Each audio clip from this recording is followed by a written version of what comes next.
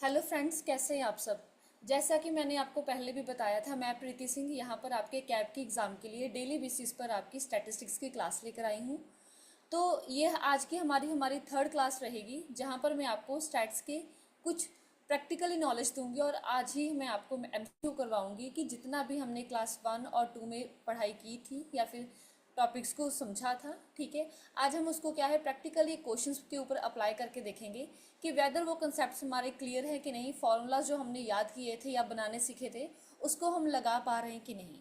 तो चलिए बिना टाइम को वेस्ट करते हुए मैं आज के टॉपिक्स के साथ आपको स्टार्ट करवाती हूँ।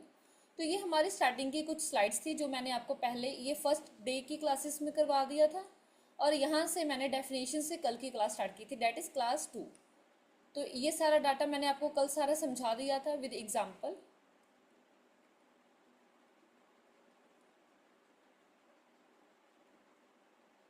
हाँ जी, तो यहाँ तक हमारा कल हो गया था। तो कल हमने लास्ट स्लाइड में किया था क्लास बाउंड्रीज क्या होती हैं, ओपन एंडेड क्लास इंटरवल्स क्या होते हैं, एंड रिलेटिव फ्रीक्वेंसी क्या होती है। तो ये चीज़ें मैंने आपकी क्लास में करवा दी थी आपको कल की क्लास में। तो अगर आपको अभी भी इन किसी भी टॉपिक के साथ डाउट है तो आप हमारे वेबसाइट पर या फिर हमारे कमेंट सेक्शन पर जाइए और वहाँ पर क्वेश्चंस पूछिए, तो मैं आपके क्वेरीज को सॉल्व करवा पाऊँगी। सो चलिए आज की क्लास स्टार्ट करते हैं परसेंटेज फ्रीक्वेंसी से। तो सबसे पहले क्या है परसेंटेज फ्रीक्वेंसी। तो जो हमारी फ्रीक्वेंसी होती है ये मैंने आपको कल भी बताया था, एक होता है यहाँ पर हमारे पास एक्स का कॉलम और एक होता है एफ का कॉलम। एक्स हमारे वेरिएबल्स होते हैं, डेट इज 27, 36, 38, 42, 48, कुछ भी आप ले लो। तो ये जो सपोज करिए ये क्या है, बच्चों के मार्क्स है, ठीक है। अब हर एक क्लास में क्या है 27 मार्क्स कितनी बार आए हैं, एफ 3 बार, 5 बार, 6 बार, 7 बार, 8 बार, कुछ भी आप लिख सकते हो। तो फ्रीक्वेंसी क्या बताती है कि जो आपका वेरिएबल है वो कितनी बार अक्कर हुआ है। तो ये हो गया आपके एक्स और एफ। तो यहाँ पर कहते हैं परसेंटेज फ्रीक्वेंसी। तो डैट मीन्स आपकी जो फ्रीक्वेंसी है आप उसको क्या है परसेंटेज में कन्वर्ट कर रहे हो। तो ये खुद में 100% होता है, तो ये 5 उसका कितना परसेंट रहेगा, ये 3 उसका कितना परसेंटेज रहेगा। तो इसमें क्या कहते हैं परसेंटेज फ्रीक्वेंसी में क्या होता है, shows up frequency of a class as a percentage of total. तो यहाँ पर जो आपकी क्लास है, ये क्लास है आपके एक्स को क्लास मान लो आप, तो आपकी क्लास की जो फ्रीक्वेंसी है, ठीक है, आप उसको क्या है परसेंटेज में शो करते हो। अब वो परसेंटेज किसकी होगी, आपकी टोटल की परसेंटेज होगी। हाँ जी, क्लियर टू ऑल। तो देखिए इसका फॉर्मूला क्या रहता है परसेंटेज फ्रीक्वेंसी निकालने का। क्लास की फ्रीक्वेंसी जैसे 5 है और इसका टोटल कर लीजिए कितना आएगा। तो 5 + 3 8, 8 8 16, 16 एंड 13। चलो यहाँ पर ना आप 9 कर लो, तो ये 14 हो जाएगा, तो ये आ गया 50।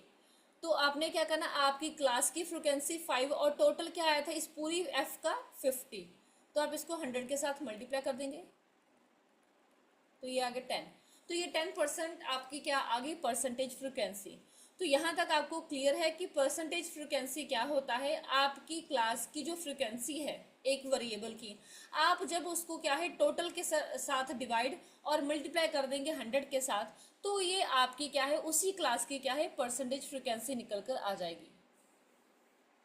जैसे कि एक और एग्जाम्पल ली है उन्होंने कि अगर आपकी क्लास की फ्रीक्वेंसी 12 है और टोटल आपका 32 है, तो ये क्या आएगा 12 डिवाइड विद 32 मल्टीप्लाई विद 100, तो ये आपकी 37.5 क्या आ गया आपकी परसेंटेज फ्रीक्वेंसी। हाँ जी, क्लियर, ओके। देन उसके बाद आ गया फ्रीक्वेंसी डेंसिटी। डेंसिटी क्या होती है, मतलब वो चीज़ कितनी थिक है, थिन है, ये सारी चीज़ें डेंसिटी बताती हैं इन अ लेमैन लैंग्वेज। तो ये क्या कहते हैं कि फ्रीक्वेंसी डेंसिटी वहाँ पर यूज़ की जाती है जहाँ पर जो आपकी क्लास के इंटरवल्स होते हैं वो अनइक्वल रहते हैं, जैसे कि 7 to 17, 17 to 26 हो गया, 26 to 34, मतलब इनके जो बीच का गैप है सबका क्या है डिफरेंट गैप है। तो दैट मीन्स फ्रीक्वेंसी डेंसिटी वहां पर यूज होती है जब जहां पर आपकी जो क्लास का इंटरवल होता है वो क्या होता है इन अनइक्वल होता है। तो यहाँ पर क्या करेंगे फ्रीक्वेंसी डेंसिटी निकालने के लिए क्लास की फ्रीक्वेंसी डिवाइड विद क्लास की ब्रीथ। तो यहाँ पर आप क्या करते हैं क्लास की जो फ्रीक्वेंसी होती है यहाँ पर उसको क्लास की ब्रीथ के साथ क्या कर देते हैं डिवाइड। अब क्लास की ब्रीथ मैंने आपको पहले भी पढ़ाया था, प्रीवियसली कल की क्लास में, तो यहाँ पर मैं आपको एक बार दिखा देती हूँ।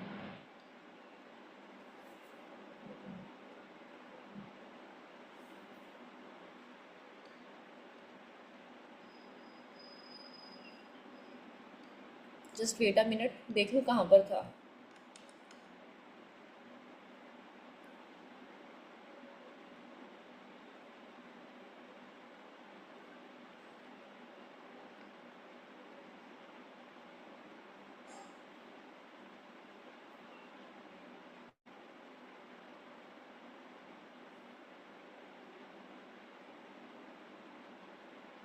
पीछे की स्लाइड्स में था क्लास की ब्रीथ आप कैसे निकाल सकते हैं। तो आपने क्या करना है, यहाँ पर क्लास की फ्रीक्वेंसी को क्लास की ब्रीथ के साथ डिवाइड कर देंगे। मैं अभी आपको क्या है, इस टॉपिक के खत्म होने के बाद एक बार क्लास की ब्रीथ जो होती है उसको दोबारा समझा दूंगी। हाँ जी, क्लियर। अब ये क्या करती है, ये जो फ्रीक्वेंसी डेंसिटी होती है ये आपको क्या है, हिस्टोग्राम बनाने में, प्लॉट करने में मदद करती है। और किसके आप हिस्टोग्राम यहाँ पर बनाएंगे, यहाँ पर जो अनइक्वल क्लास के साइजेस हैं आप उनका हिस्टोग्राम क्या है, इजिली बना पाएंगे। हाँ जी, क्लियर। चलिए एक बार देख लीजिए, अगर यहाँ से किसी को डाउट है तो प्लीज पूछिए।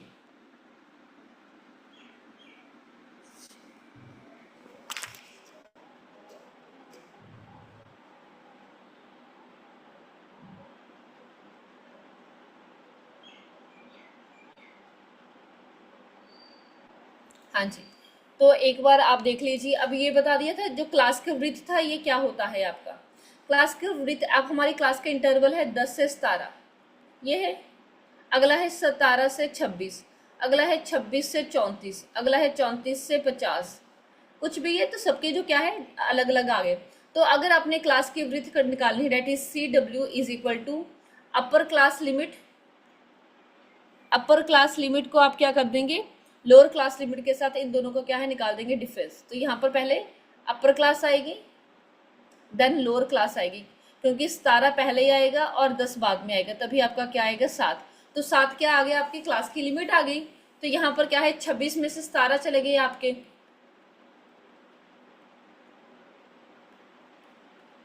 ये आ गया 15, I think so near about. तो 15 क्या आ गई आपकी नेक्स्ट क्लास की वृत्त आ जाएगी। हाँ जी, क्लियर, ओके। चलिए आगे देखिए।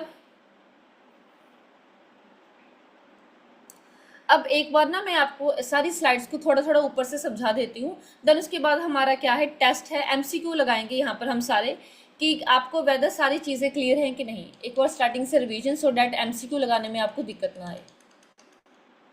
हाँ जी, तो यहाँ पर मैंने सबसे पहले बताया था कि इंट्रोडक्शन में कि हाँ आपकी स्टैटिस्टिक्स क्या होती है। तो statistics 3 words Latin, Italian and German words को यूज़ करके बनाया गया था आपका, ठीक है। और ये सबसे पहले क्या है, प्रोफेसर एक्नेवॉल ने 1749 में इसको यूज़ किया था in the reference of political science. हाँ जी, क्लियर। उसके बाद धीरे धीरे आगे राजों महाराजों ने इसको अपने एडमिनिस्ट्रेटिव और रेवेन्यू एक्सपेंसेस में यूज़ करना शुरू कर गया। समय के हिसाब से इसका यूसेज बिजनेस में, इकोनॉमिक्स में, प्लानिंग में, सोशल में, सब में बढ़ता गया। स्टैटिस्टिक्स क्या काम करती है, स्टैटिस्टिक्स आपको मदद करेगी एनालाइज करने में, कंपेयर करने में, इंटरप्रेट करने के लिए रियल लाइफ डाटा को। हाँ जी, क्लियर। अब उसकी एग्जांपल दे दी, students marks, patient records, mortality rates, ये सारी चीज़ें। तो जो डाटा होता है हमारा, वैसे तो 2 तरह का होता है, क्वालिटेटिव एंड क्वांटिटेटिव, लेकिन सेट से सिर्फ क्या है, क्वांटिटेटिव डाटा पर ही आप यूज़ कर सकते हो, उस पर ही अप्लाई किया जा सकता है। यहाँ पर क्वालिटेटिव डाटा की कोई इंपॉर्टेंस नहीं रहती है। देन उसके बाद मैंने इसको यहाँ पर आपको स्टैट्स की इंपॉर्टेंस बताई थी कि स्टैट्स आपको प्रेजेंट, एनालाइज एंड इंटरप्रेट करने में मदद करता है। ये हर एक तरह के फील्ड में यूज़ किया जाता है, बिजनेस, मेडिसिन, स्पोर्ट्स, हर एक जगह पर। और ये आपको क्या है, अपनी बिजनेस के लिए जो आपने स्ट्रेटजीज फ्रेम करनी है, बनानी है, उसकी डिसीजंस लेने में मदद करेगा, ठीक है। और ये जो आपका इसमें एक मेथड होता है टाइम सीरीज एनालिसिस। तो टाइम सीरीज एनालिसिस आपको मदद करता है अपने पास्ट के डाटा से प्रिडिक्ट करना अपने फ्यूचर को। आप कैसे अपने पास्ट के डाटा से क्या है अपने फ्यूचर को प्रिडिक्ट कर सकते हैं। Okay, clear. हाँ जी, देन इसमें एक आएगी बेसिक डिसीजन थ्योरी। ये थ्योरी क्या करती है, जितने भी आपके पास अल्टरनेटिव्स होते हैं, बेस्ट सारी ऑप्शंस होती हैं, उसमें से बेस्ट ऑप्शन को चूज करने में ये आपकी मदद करता है, आपको बताता है कि ये बेस्ट है, आप इसको क्या है चूज करिए। देन उसके बाद ये इकोनॉमिक्स में भी यूज किया जाता है, जैसे कि आपने डिमांड को अंडरस्टैंड करना है, कॉस्ट को, प्राइस को, क्वांटिटी को, इन सारी चीज़ों को ये आपको अंडरस्टैंड करने में मदद करेगा। ओके, उसके बाद कहते हैं यूज टू इवेल्यूट, और उसके बाद क्या है आप कंज्यूमर की सेटिस्फेक्शन को भी इवेल्यूट कर सकते हैं कि जैसे कि उसकी इनकम कितनी है और उस हिसाब से उसकी कितनी स्पेंडिंग्स है, ये सारी चीजें। स्टैट्स कहाँ पर यूज किया जाता है? बिजनेस एंड इकोनॉमिक्स में किया जाता है, जैसे इकोनॉमिक्स में प्रोडक्शन, सेल्स, प्रॉफिट, फाइनेंस में टाइम सीरीज एनालिसिस से फ्यूचर का ट्रेंड आप देखते हो, बेस एंड डिसीजन से बेस्ट ऑप्शन चूज करते हो, एंड इकोनॉमिक्स में आप डिमांड को, कॉस्ट को, प्राइस को, कंज्यूमर सेटिस्फेक्शन को, इन सारी चीज़ों का क्या करते हैं? एनालिसिस करते हैं। देन मेडिकल फील्ड में आपको बताता है कि आप क्या है, कंपेयर करता है डिफरेंट डिफरेंट थेरेपीज को अकॉर्डिंग टू द ट्रीटमेंट, कि इस ट्रीटमेंट के लिए आपको कौन सी थेरेपी को लेना चाहिए, कौन सी नहीं। और ये बेस्ट थेरेपीज के कम्बिनेशन भी आपको बताएगा कि कौन सी दो थेरेपीज को इकट्ठे यूज करके आपकी जो प्रॉब्लम है, आपकी बीमारी है, वो क्या है, जल्दी ठीक हो सकती है। देन टाइम सीरीज एनालिसिस और रिग्रेशन, ये दो चीजें आपको मदद करेंगी वेदर को फोरकास्ट करने में भी।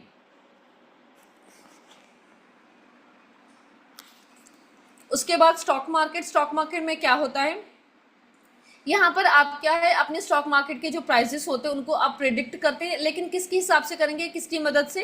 Correlation and regression. यहाँ पर आपको क्या है, याद रखना है कि स्टॉक मार्केट के लिए कोरिलेशन एंड रिग्रेशन यूज किया जाता है, जबकि वेदर फॉरकास्टिंग के लिए आप टाइम सीरीज एनालिसिस का यूज करते हैं एंड रिग्रेशन का यूज करते हैं।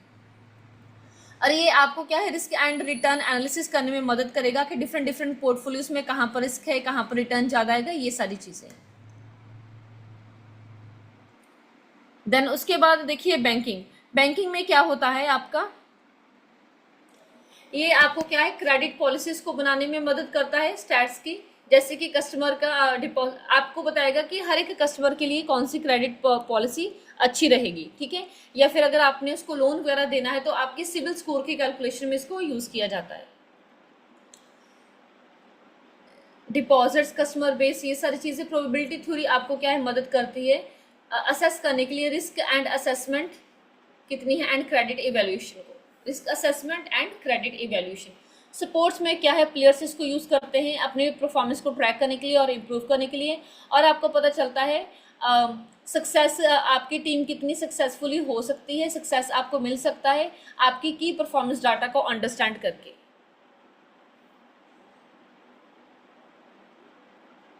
ओके देन उसके बाद देखिए ये फंक्शंस थे, आपको डाटा को अच्छे से प्रेजेंट करने में मदद करता है, कॉम्प्लेक्स डाटा को सिंप्लीफाई करता है, आपको डिफरेंट टेक्निक्स का मदद करके कंपैरिजन करने में मदद करेगा, दो चीज़ों में रिलेशनशिप समझने में और पढ़ने में मदद करेगा, और पॉलिसीज को बनाने के लिए मदद करेगा। ये इसके फंक्शंस थे। लिमिटेशंस क्या थी, यहाँ पर आप एक सिंगल डाटा को यूज़ नहीं कर सकते, डाटा हमेशा ग्रुप में यूज़ किया जाता है। यहाँ पर क्वालिटेटिव डाटा की कोई इंपॉर्टेंस नहीं होती, ओनली क्वांटिटेटिव डाटा को ही पढ़ा जाता है। रिजल्ट्स एग्जैक्टली नहीं आते, अप्रोक्सीमेटली रिजल्ट्स आते हैं, और जो आप मतलब पढ़ाई करते हो वो सैंपल की पढ़ाई करते हो, पूरे डाटा की नहीं करते हो, पूरे पॉपुलेशन की नहीं करते हो। और इसमें क्या है, बायसनेस हो सकती है। ये हमारे इवेल्युएटर या फिर इन्वेस्टिगेटर था या फिर जिसने डाटा कलेक्टर था उसके ऊपर डिपेंड करता है वो कितने अच्छे से डाटा कलेक्ट कर रहा है, या फिर कहाँ पर क्या है लापरवाही करके डाटा को इनएक्यूरेट भी बना पा रहा है। ओके चलिए, उसके बाद डेफिनेशंस थी पॉपुलेशन की, पॉपुलेशन कहाँ पर यूज किया जाता है, उसके बाद सैंपल की डेफिनेशन थी, और ये कहाँ पर यूज किया जाता है। हाँ जी क्लियर। तो ये डेफिनेशंस मैंने आपको बता दी थी पॉपुलेशन के, सैंपल की।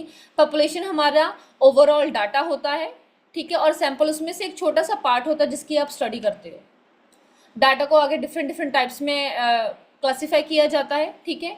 वेरिएंट होता है, एक एट्रीब्यूट होता है, जिस डाटा को आप न्यूमेरिकली एक्सप्रेस कर सकते हो वो आपका वेरिएंट होता है, और जो आपको न्यूमेरिकली एक्सप्रेस नहीं होता है उसको आप एट्रीब्यूट कहते हैं। देन डिस्क्रीट वेरिएबल, जहाँ पर डाटा को आप काउंटिंग फॉर्म में कर सकते हो, डेट इज 1 2 3 4, तो ये आपका डिस्क्रीट वेरिएबल। और जहाँ पर आपको डाटा एक रेंज में लेना पड़ता है, जैसे 10 से 20, 20 से 30, तो ये क्या होता है आपका कॉन्टिन्यूस वेरिएबल कहा जाएगा।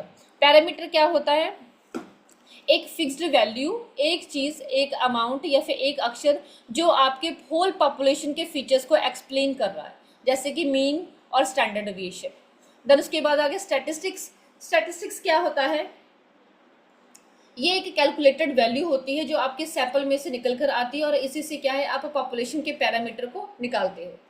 पहले आपने कैलकुलेशंस की, तो सैंपल का मीन निकल कर आया तो वो मेरे लिए स्टैटिस्टिक्स हो गया, और यही उसी सैंपल के मीन को आपने पूरी पॉपुलेशन का मीन मान लिया तो वही आपके लिए क्या हो जाएगा, पैरामीटर हो जाएगा। ओके, देन डाटा दो तरह का होता है, primary data and secondary data. Primary data जो आपने खुद फर्स्ट हैंड रिसर्च ने इकट्ठा किया होता है, डायरेक्ट इंटरव्यू की मदद से, क्वेश्चनियर की मदद से, सेंसस की मदद से, या फिर सैंपल सर्वे की मदद से।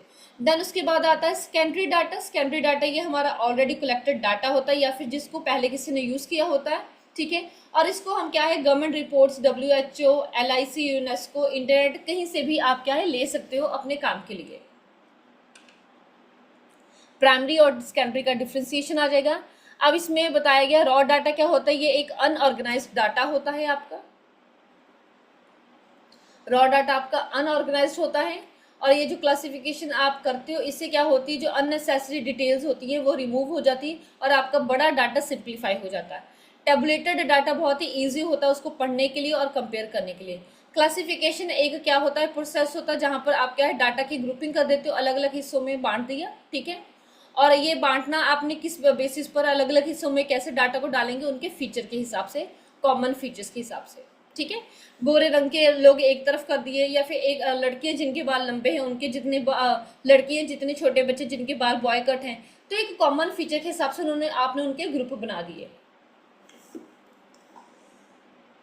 और टैबुलेशन इस फॉर्म में होता है, बॉक्स के फॉर्म में, तो ये आपको टैबुलेशन की एग्जांपल दे दी। क्वालिटेटिव क्लासिफिकेशन, क्वांटिटेटिव ये बता दिए। क्वालिटेटिव नॉन न्यूमेरिकल होता है, क्वांटिटेटिव न्यूमेरिकल डाटा होता है, ज्योग्राफिकली लोकेशन के बेस से आप उसको क्लासीफाई करते हैं, and chronologically time of occurrence के हिसाब से, जैसे जैसे जो चीज़ हुई होती है आप उस बेसिस पर उसको अलग कर देते हो। उसके बाद classification 1 way, 2 way and multi way. तो जहाँ पर आपने डाटा एक फीचर को इकट्ठा, मतलब एक फीचर को ध्यान में रखते हुए उसको इकट्ठा कर दिया, ठीक है, अलग अलग कर दिया, जैसे रिलीजन के हिसाब से हिंदू अलग, मुस्लिम अलग, क्रिश्चियन अलग, दैट इज 1 वे, जहाँ पर आपने 2 फीचर्स को ध्यान में रखा, जैसे कि रिलीजन भी देखा, हिंदू है, मुस्लिम है कि कौन है, प्लस उसमें जेंडर भी देखा। तो या मल्टी वे जहाँ पर आपने 2 से ज़्यादा फीचर्स को ध्यान में रखते हुए डाटा की ग्रुपिंग की है। उसके बाद आ गया आपका फ्रीक्वेंसी डिस्ट्रीब्यूशन। फ्रीक्वेंसी डिस्ट्रीब्यूशन में क्या होता है, फ्रीक्वेंसी का मीनिंग बताया मैंने आपको, ठीक है, कि जो चीज़ जितनी बार अक्कर हुई होती, जो वेरिएबल जितनी बार अक्कर हुआ है वो उसकी फ्रीक्वेंसी हो जाती। 5 बार आया था तो 5 वेरिएबल की फ्रीक्वेंसी 5 आ जाएगी। 6 3 बार आया था तो 6 की फ्रीक्वेंसी 3 बार आ जाएगी। फ्रीक्वेंसी डिस्ट्रीब्यूशन आपको बता दिया कि आपने क्या है, लेफ्ट कॉलम में आपके वैल्यूज होती है और राइट कॉलम में आपकी फ्रीक्वेंसीज होती है। तो हमारे जो क्लास की लिमिट होती है, क्लास इंटरवल जैसे 10 से 20, 5 से 10, कुछ भी आप मान लो, तो इसमें एक लोअर क्लास लिमिट होती है पहली वाली, और सेकंड वाली अपर क्लास लिमिट होती है। तो वृत्त, क्लास की वृत्त क्या होती है, मैंने जैसे अभी आपको थोड़ी देर पहले बताया था, अपर क्लास 20 में से 10 चले गए तो ये 10 क्या है, आपकी क्लास की वृत्त आ जाएगी। क्लास मार्क मिड वैल्यू क्या होता है, इन दोनों का क्या होता है, differentiation, upper class limit plus lower class limit divided with 2, that is 20 plus 10 divided with 2, that is 30 divided with 2 is equal to 15। तो 15 क्या आएगी आपकी क्लास की मिड वैल्यू, क्लास मार्क। अब डाटा एक्सक्लूसिव होता है या फिर इंक्लूसिव, जहाँ पर दोनों अपर लिमिट और अपर लिमिट एक्सक्लूड की होती है तो वो हमारा एक्सक्लूसिव टाइप होता है, और इंक्लूसिव डाटा वो जहाँ पर अपर लिमिट और लोअर लिमिट दोनों इंक्लूड की होती हैं, दैट इज इंक्लूसिव। और यहाँ पर अपर जो क्लास की लिमिट होती है इसको नहीं लिया जाता है, एक्सक्लूड कर दिया जाता है। तो ये क्लास की बाउंड्रीज ओपन एंडेड, ये तो अभी मैंने आपको क्लास फ्रीक्वेंसी ये बता दिया था। परसेंटेज फ्रीक्वेंसी अब आज ही करवाया है तो इसकी तो एक्सप्लेनेशन दोबारा से करने की कोई मतलब ही नहीं बनता है।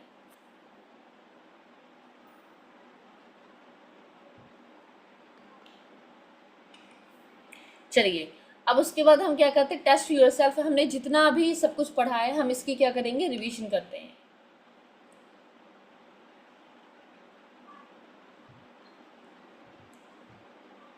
तो सबसे पहले 1749 में किसने स्टैटिस्टिक्स वर्ड का यूज किया था, तो ये फर्स्ट पेज पर मैंने बताया था, ये क्या आएगा आपका option, Karl Pearson, Ronald Fisher, professor Achenwall and Galileo Galilei. तो इनमें से क्या आंसर आएगा, तो देखिए हमने पहले भी पढ़ा था हमारे फर्स्ट पेज पर कि स्टैटिस्टिक्स वर्ड का यूज सबसे पहले 1749 में प्रोफेसर एक्नेवॉल ने किया था। तो इसका आंसर आएगा ऑप्शन सी। तो ऑप्शन सी यहाँ पर क्या है हमारा करेक्ट आंसर, याद रखना है आपने। उसके बाद सेकंड क्वेश्चन क्या आता है, हमारे दो मेन टाइप्स ऑफ डाटा बताइए जो हमने अभी तक हमारे पैसेज में पढ़ा था। दो कौन से टाइप्स की डाटा थे आपके, discrete and continuous, nominal and ordinal, primary and secondary and qualitative and quantitative. तो बताइए कि डाटा की कौन सी मेन दो टाइप्स है। हाँ जी, तो हमने जैसे पहले भी पढ़ा है कि डाटा हमारा मेन स्टैटिस्टिक्स में दो यूज किया जाता है, क्वालिटेटिव एंड क्वांटिटेटिव। तो क्वालिटेटिव डाटा वो डाटा जहां पर आपके क्या है क्वालिटी फीचर्स होते हैं जो डाटा आप न्यूमेरिकली एक्सप्रेस नहीं कर सकते हैं। देन क्वांटिटेटिव डाटा वो होता है जिसको आप न्यूमेरिकली एक्सप्रेस कर पा रहे हो।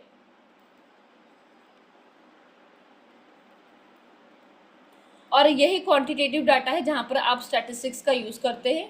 स्टैट्स आपका कभी भी क्या है क्वांटिटेटिव डाटा पर नहीं अप्लाई होता है। उसके बाद आप स्टैटिस्टिक्स की स्टडी क्यों करते हो, what is the main purpose of studying statistics. तो जैसे कि आप नॉर्मली आप किसी चीज को आप क्यों पढ़ते हैं, फॉर्मूला को याद करने के लिए, कंफ्यूजन को बढ़ाने के लिए। तो ये तो बिल्कुल ही नेगेटिव पॉइंट आ गया, तो बी तो आ ही नहीं सकता है। To handle analyze and interpret data correctly, और सो डैट डाटा का आप हैंडल कर पाए, एनालाइज कर पाए, इंटरप्रेट कर पाए सही से। तो ये भी एक पॉजिटिव पॉइंट है। फॉर्मूला को याद करना तो इसको हम लोग को पढ़ने की जरूरत नहीं, इसको तो रटने की जरूरत है, इसमें तो रोड लर्निंग आ जाएगी, तो ये भी नहीं आएगा। और आप क्या है डाटा को आपको यूज ना करना पड़े, तो इसलिए तो ये भी एक नेगेटिव पॉइंट आ गया। तो मेरे हिसाब से इसका आंसर आएगा ऑप्शन सी। हम इसलिए स्टैटिस्टिक्स की पढ़ाई करते हैं सो डैट हम डाटा को अच्छे से एनालाइज इंटरप्रेट कर सके, हमें स्टैटिस्टिक्स को यूज करना आ जाए।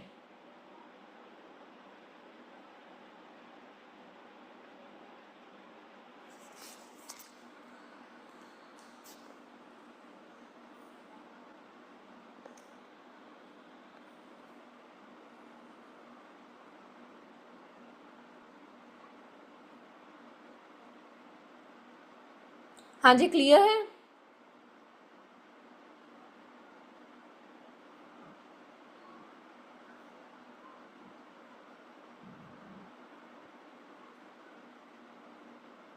ओके, देन नेक्स्ट क्वेश्चन हमारा क्या है,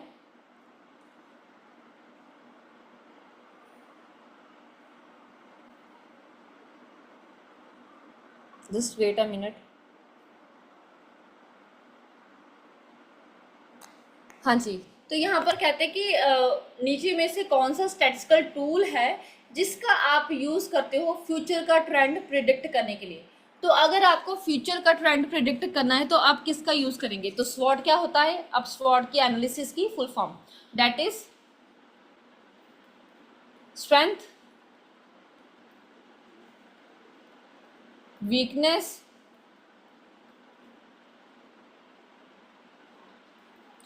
अपॉर्चुनिटी, थ्रेट्स। तो यहाँ पर हम स्वॉट एनालिसिस तो नहीं कर रहे हैं।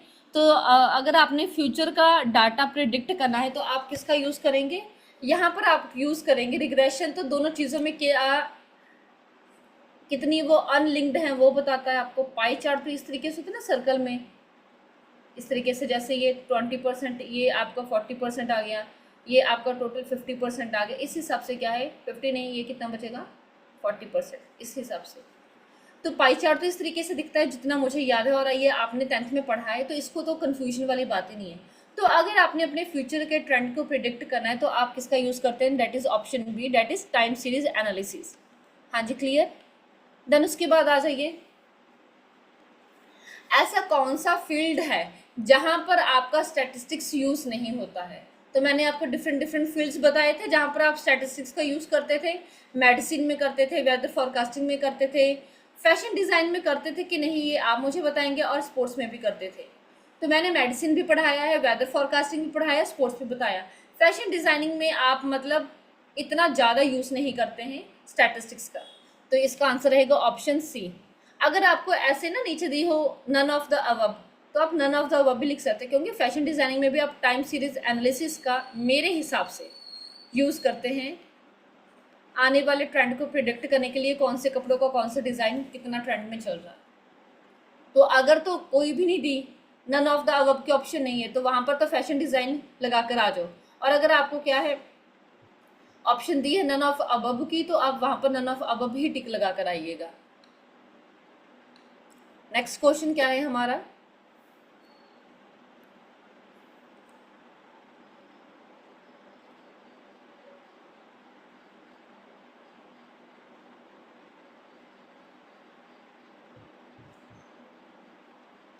हाँ जी, कह रहे why can't statistics be applied to individual values. हम क्यों स्टैटिस्टिक्स को एक इंडिविजुअल वैल्यू पर नहीं लगाएंगे। जैसे मेरा नाम प्रीति सिंह है और मेरे स्टैट्स के ही मार्क्स ले लो, कितने आए आउट ऑफ 50, आप मान लो चलो ऑन एन एवरेज 36 मार्क्स आए। तो इससे आपको कुछ पता चल रहा है कि मेरा स्टैट्स अच्छा है कि बुरा है, मेरे साथ के जो मेरे बैचमेट्स है क्लासमेट्स हैं उनका स्टैटिस्टिक्स मेरे से कितना स्ट्रांग है। तो यहाँ पर कह रहे हैं कि हम क्यों स्टैटिस्टिक्स को एक इंडिविजुअल वैल्यू पर नहीं अप्लाई करते हैं, क्योंकि इसको एक इंडिविजुअल वैल्यू पर अप्लाई करना बहुत ही ज़्यादा मुश्किल है, कॉम्प्लेक्स है। तो एक इंडिविजुअल चीज़ पर किसी भी चीज़ को अप्लाई करना मुश्किल नहीं होता है, ये अनप्रिडिक्टेबल होती हैं चीज़ें, ठीक है। अब ये कौन सा मैंने अंदाज़ा लगा दिया कि 36 नंबर आए होंगे, 36 नंबर मैंने अचीव किए ना टेस्ट लेकर, तो ये अमाउंट मेरी अनप्रिडिक्टेबल तो नहीं है। देन थर्ड कहते हैं दे डोंट अलो कंपेरिजन्स और कंक्लूशंस, क्योंकि आप एक सिंगल वैल्यू से कभी भी कंपेरिजन और कंक्लूजन नहीं निकाल सकते। तो ये हो सकता है इसको अप्लाई करना एक्सपेंसिव है ना। तो ऑप्शन सी इसका क्या आएगा, आंसर आएगा। कह रहे कि स्टैटिस्टिक्स को हम इसलिए हमेशा से ग्रुप ऑफ डाटा के ऊपर ही लगाते हैं, क्योंकि ग्रुप ऑफ डाटा से ही आप कंपैरिजन कर सकते हो और एनालाइज कर सकते हो किसी चीज़ का पैटर्न। एक सिंगल इंडिविजुअल ऑब्जर्वेशन से ये चीज़ें पॉसिबल नहीं हो सकती हैं आपकी। ओके, हाँ जी।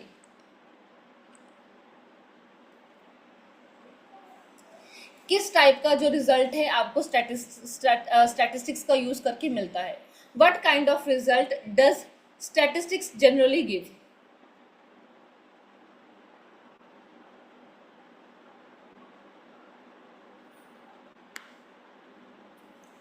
तो रिजल्ट आपको कैसे मिलते हैं यहाँ पर, परफेक्ट एंड इंडिविजुअल एग्जैक्ट मिलते हैं, इंडिविजुअली फोकस्ड एक चीज के ऊपर ही फोकस्ड होते हैं, valid only for one region एक ही रीजन के लिए ही मिलते हैं कि एक जगह पर उसको आप वैलिडिटी है दूसरी जगह पर आप उसको अप्लाई नहीं कर सकते।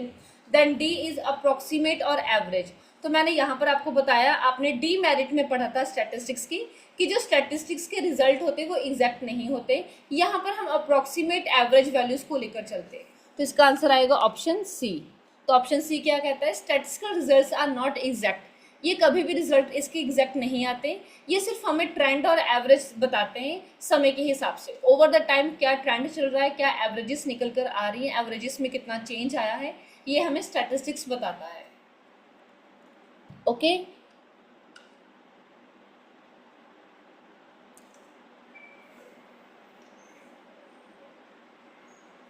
उसके बाद क्या कहते हैं, what causes bias in statistical investigations. जब आप स्टैटिस्टिकल इन्वेस्टिगेशंस करते हैं, आप रिसर्च करते हो, डाटा कलेक्ट करते हैं, किस वजह से आपके अंदर बायसनेस आ जाती है, ठीक है, आप थोड़ा पक्षपात हो जाते हो या फिर अपने काम में क्या हो जाते हो, थोड़े से ढीले हो जाते हो, क्योंकि वहां पर आपको कैलकुलेटर का यूज करना पड़ता है इसलिए आप ढीले हो जाते हो ना, आपको क्या है काम बहुत तेजी से करना पड़ता है इसलिए हो जाते हो ना, ठीक है। ऑनेस्ट रिस्पॉन्डेंट्स, जो रिस्पॉन्डेंट होता है, जैसे कि आप मेरे से कोई क्वेश्चन पूछ रहे हो, मैं अच्छे अच्छे सही सही जवाब दे रही हूँ इसलिए आप ढीले हो गए, तो मेरे हिसाब से भी नहीं बनेगा। डी इज इनएक्सपीरियंस और डिसऑनेस्ट डाटा हैंडलर। जो डाटा हैंडलर था ना वो इनएक्सपीरियंस बंदा मैंने भेज दिया डाटा इकट्ठा करने के लिए, और वो क्या था, डिसऑनेस्ट था। मैंने उसको 10 स्कूल कवर करने के लिए कहा है तो और वो 7-8 स्कूल कवर करके कहता है मैंने 10 स्कूल का डाटा निकाल दिया। तो इसका मेरे हिसाब से आंसर आएगा ऑप्शन डी। यहाँ पर क्या होता है, यहाँ पर आप जब डाटा को कलेक्ट करते हैं ड्यूरिंग द डाटा कलेक्शन, वहां पर आप डाटा को मैनिपुलेट कर देते हैं। 10 को आपने 100 को आपने गलती से 10 लिख दिया, 9 को आपने 6 बना दिया, ठीक है, 3 को आपने 5 की तरह लिख दिया। तो यहाँ पर मैनिपुलेशंस हो जाती हैं या फिर एरर्स हो जाते हैं जब आप डाटा को कलेक्ट करते हैं, जिसकी वजह से आपके जो रिजल्ट आते हैं, आउटकम्स आते हैं, वो भी इनकरेक्ट आते हैं या फिर बायस्ड आते हैं। हाँ जी, क्लियर, ओके। देन उसके बाद देखिए टेबुलेशन आपको कहाँ पर मदद करता है, what does tabulation help us with. तो टेबुलेशन हमें कहाँ पर मदद करेगा, यहाँ ये आपको क्या है अननेसेसरी डिटेल्स को ऐड करने में मदद करेगा। तो ये तो मदद तो नहीं कि मेरे तो काम बढ़ा दिया आपने, तो ये तो नहीं होएगा ऑप्शन 1। देन उसके बाद क्या है, ये आपके डाटा को और कंफ्यूजिंग बना देता है। जब मैं डाटा को इस तरीके से टेबल बनाकर लिख रही हूँ, ये मेरे को कहाँ पर कंफ्यूजन दे रहा है, तो ये ऑप्शन बी नहीं आएगा आपका। देन ऑप्शन सी कहता है ये आपको डाटा को इजी बना देता है कि आप कंपेयर कर पाए और इंटरप्रेट कर पाए। ठीक है, डाटा यहाँ पर डुप्लीकेट हो जाता है, डाटा कहाँ डुप्लीकेशन में आ रहे, अलग अलग जगह पर अलग अलग चीजें लिख रही हूँ, कहाँ पर डुप्लीकेशन हो रही, तो ये भी नहीं। तो option C is the correct answer. यहाँ पर क्या होता है आपका, यहाँ पर टेबुलेशन में आप सिस्टमेटिक वे से प्रेजेंट करते हो डाटा को, और इससे क्या होती है आपकी अंडरस्टैंडिंग इंप्रूव होती है और इजीली आप एनालिसिस भी कर पा रहे हो। Okay, clear.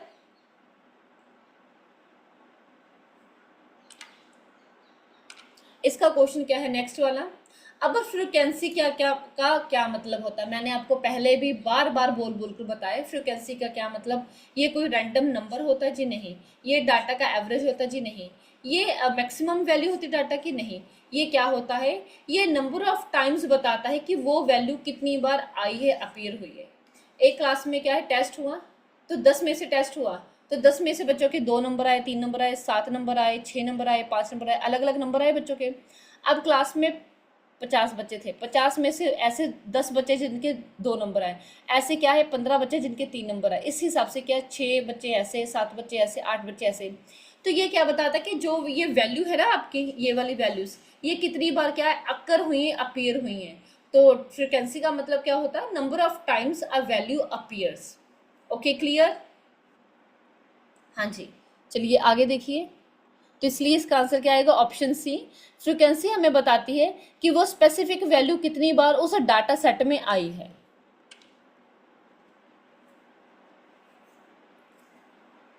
तो यहाँ पर जैसे कि आपको ये निकाल कर बता दिए 10, ये अलग अलग अक्षर हैं आपके, 20, ठीक है, 30 और तो कुछ नहीं है।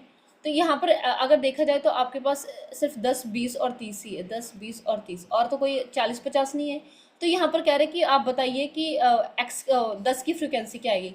तो 10 कितनी बार आया, 1 बार, 2 बार और 3 बार आपका।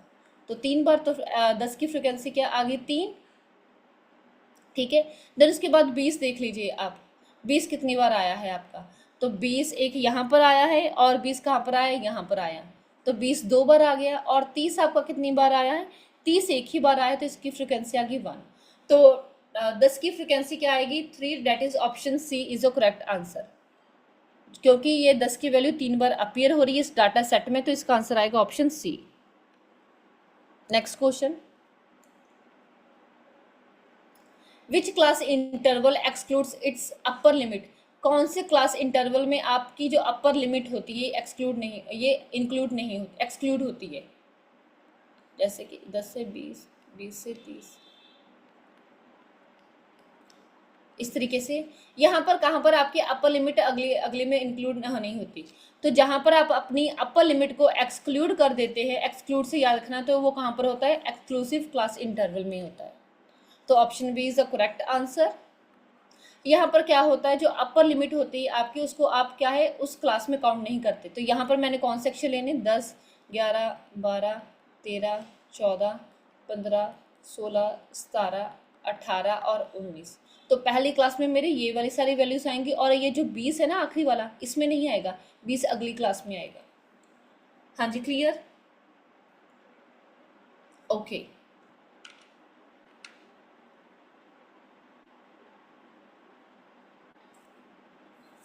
कह रहे एक एक्सक्लूसिव क्लास है आपके पास, दैट इज 10 to 20, एक्सक्लूसिव है, ये पता चल गया। Where is a value 20 counted, तो 20 की वैल्यू किस में आएगी। अब मेरे को इतना पता कि एक्सक्लूसिव वैल्यू में ये जो इसकी अपर लिमिट होती है ये नहीं आती, अपर लिमिट नहीं आती। तो कौन सी वैल्यूज आती है, पहले भी बताया, 10, 11, 12, 13, 14, 15, 16, 17, 18 और 19, सिर्फ आपकी यही सारी वैल्यूज आएंगी।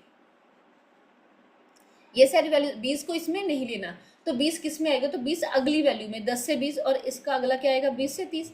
यहाँ पर आएगा आपका 20, 21, 22, 23, 24, 25, 26, 27, 28 और 29। तो इसका भी जो अपर लिमिट थी ना 30, तो ये इसमें नहीं आएगा, 30 इसके अगले में 30 से 40 वाले में आएगा। तो हमारा आंसर क्या रहेगा, कहाँ पर आपका 20 काउंट किया जाएगा, तो 20 आपका काउंट किया जाएगा 20 से 30 क्लास में, ठीक है। तो option C is a correct answer. यहाँ पर अपर लिमिट को एक्सक्लूड किया गया है, इसलिए ये नेक्स्ट क्लास में आ रहा है आपका। हाँ जी, क्लियर, ओके। ज़्यादा ही हौच पौच हो गया था, एक बार देख लीजिए।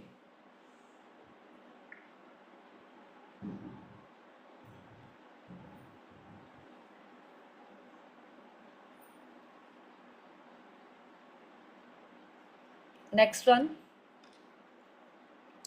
अब परसेंटेज फ्रीक्वेंसी निकालने का फॉर्मूला क्या था, हमने अभी पढ़ा था।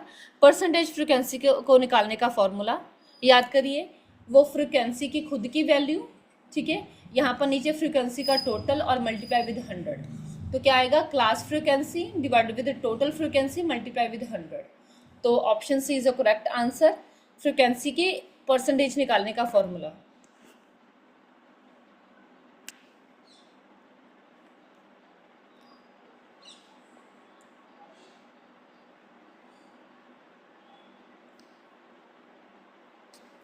हाँ जी, क्लियर है आपको, ओके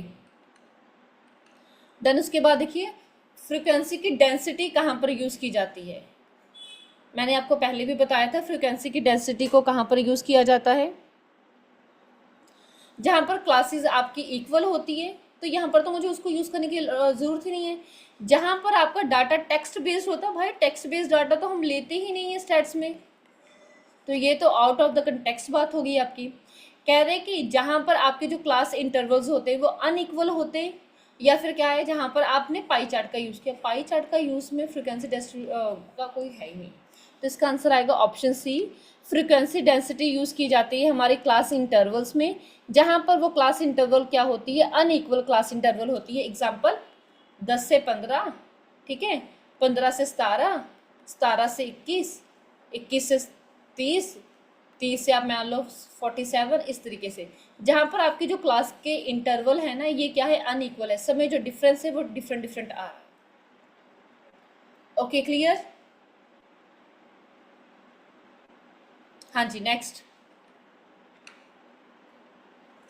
कह रहे कि अगर आपकी क्लास की जो वृत्त है वो 10 है, हमारे पास क्लास की जो वृत्त है CW वो कितनी है, 10 है, और इसकी जो फ्रीक्वेंसी है आपकी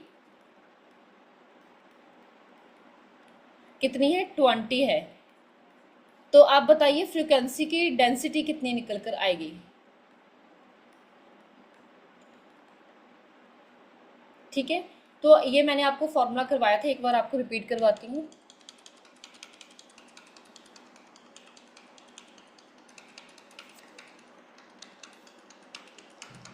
जस्ट वेट अ मिनट। हाँ जी, फ्रीक्वेंसी डेंसिटी का फॉर्मूला था, frequency density is equal to class की फ्रीक्वेंसी मल्टीप्लाई विद क्लास की वृत्त, मतलब सॉरी डिवाइडेड विद क्लास की वृत्त। तो इन दोनों को आपने क्या करना है, डिवाइड करना है। तो चलिए आ जाइए हम अपने क्वेश्चन पर आते हैं। फॉर्मूला मैंने आपको बता दिया, इन दोनों चीज़ों को आपने डिवाइड करना होता है।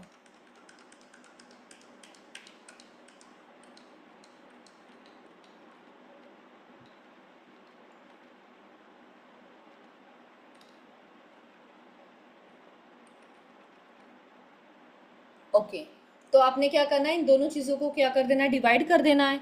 तो अगर आप क्या करते हैं 10 और 20 का डिवाइड करते हैं, 20 डिवाइड विद 10, तो 20 डिवाइड विद 10 किया तो ये क्या आ गया आपका 2।